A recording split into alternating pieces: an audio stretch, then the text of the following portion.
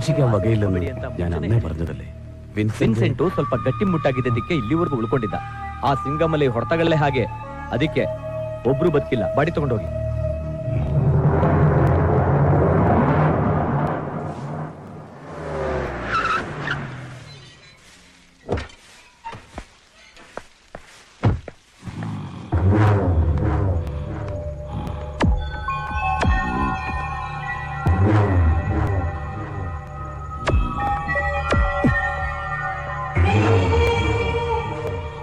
Vincent ಕೂಡ ಸತ್ತೋಗ್ಬಿಟ್ಟಾಣ. ಈಗ್ಲಾದ್ರೂ ನೀವು ಆಚೆ ಬರ್ಲೇಬೇಕಣ್ಣ.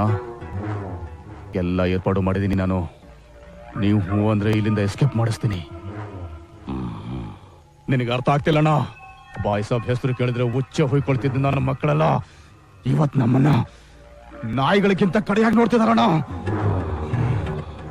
ಅಣ್ಣ ನೀವ್ ಆಚೆ ಬರ್ಬೇಕು ಅಷ್ಟೇ. ನೀವ್ ಆಚೆ ಬರ್ಬೇಕು.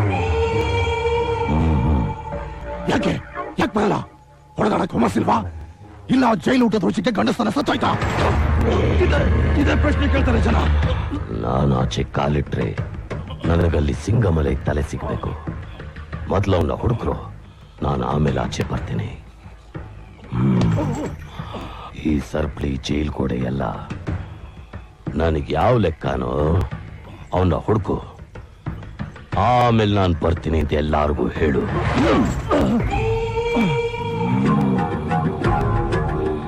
ಹೋಗೋ.